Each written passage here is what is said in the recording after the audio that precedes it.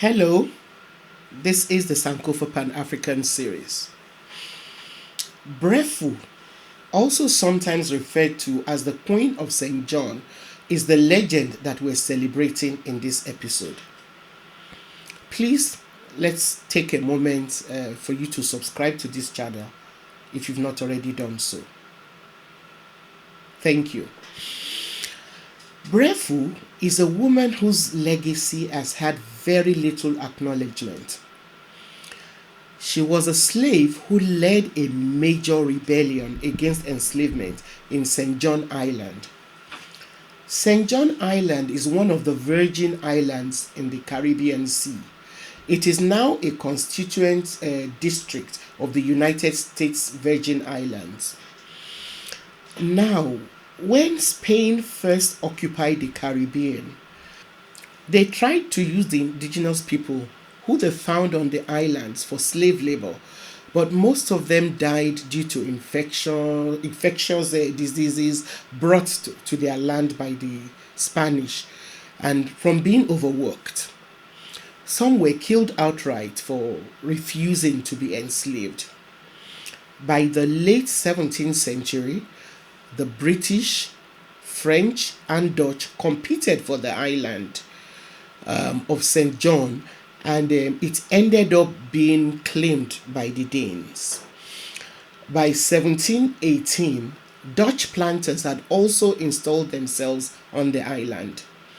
These planters needed people to work on their plantations but could not persuade young people from their countries in Europe to come and work on the islands since the natives had been virtually extinguished. Attempts to export Danish prisoners to work on the island, the way the British did in Australia and New Zealand, also failed. So they turned to Africa for the supply of slaves to work on the island.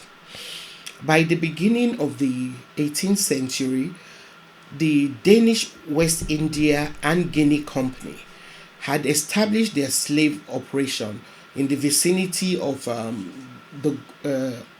Accra in the Gold Coast area of present-day Ghana. Breffu, who we're celebrating today, was from the Akwamu ethnic group, who were part of the Akan states. The Akwamu were decimated by slave trade, and a large number of them ended up in St. John Island. Breffu was enslaved at a plantation in the Coral Bay part of St. John. In 1733, most of the islands in the Caribbean experienced really bad weather like hurricane, drought, and crop infestation, leading to extremely severe living conditions on the islands. In order to protect themselves from the harsh conditions caused by these natural disasters, many slaves in the islands, including St. John, left their plantations to hide in the woods or forests. In other words, to maroon. In October 1733, some slaves from an estate on the eastern part of St. John and from the company estate and other plantations around the Coral Bay area decided to escape. Now, in order to stop the enslaved people from escaping and forming independent maroon communities, the Europeans passed the Slave Code of 1733. If you want to know more about maroon communities, you should watch the episode I did on Nanny of Jamaica. Now, the penalties for disobedience in the Slave Code of 1733 included severe public punishment such as whipping, amputation of limbs, or death by hanging. Like Breffu, most of the Akwamu people who were captured and sold into slavery were nobles, wealthy merchants, or other powerful members of their society before they were captured. As such, They ended up leading the revolt on St. John Island in 1733. The leaders of the insurrection, including Breffu, started meeting regularly at night to develop a plan. They came up with a strategy to start a revolt, take control of the island, and rule it. So on the 23rd of November 1733, the insurrection started with open acts of rebellion by slaves working in the Coral Bay plantation.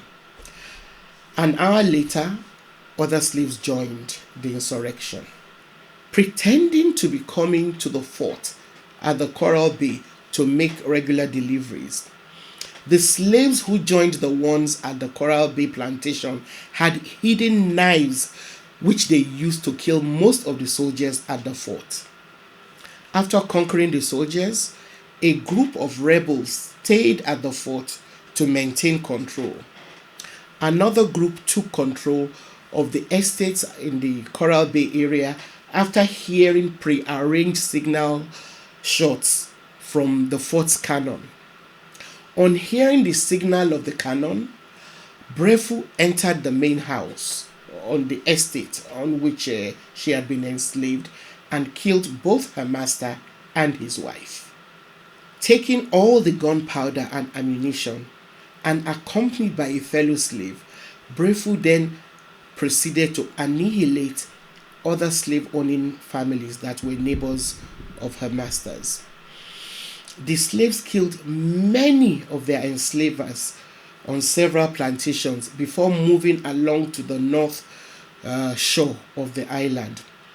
They did not destroy any property as they advanced because they intended to take over the estates and resume crop production for their own benefit. While they fought, a white soldier managed to escape and alert the Danish officials. However, the alert was too late, as the slaves managed to take over the fort and fire the cannon from the fort, indicating that they had taken over. A few slave owners managed to escape from the island in their boats, and the Akwamu people took control of most of the island. Under the leadership of Breffu, the plan of taking over the plantation was successful until the early part of 1734, when the French collaborated with the Danes to take back the island. Rather than surrender and become re-enslaved, in April 1734, Breffu and 23 other brave Akwamu rebels committed suicide. After overcoming the rebellion, the French military and many slave owners were shocked to discover that it was Breffu, a woman who had almost single-handedly led such an extended uprising that almost succeeded in taking over the island of St. John permanently. Thank you for watching. Don't forget to subscribe if you've not yet done so. Please help share our videos and like them. See you next time.